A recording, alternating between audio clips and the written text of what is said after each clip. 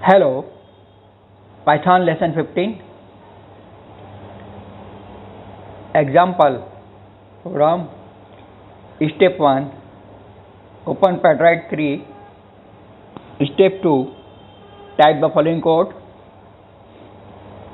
Number equal to int open bracket input open bracket under double quotes enter a number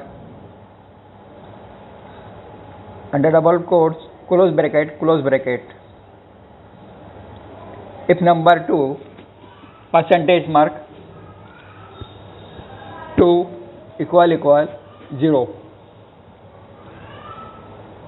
Step 3, click the run button. Step 4, enter a number 4. Press enter key to continue. The output of this program is 4 is an even number. If we input number 5, the output of this program is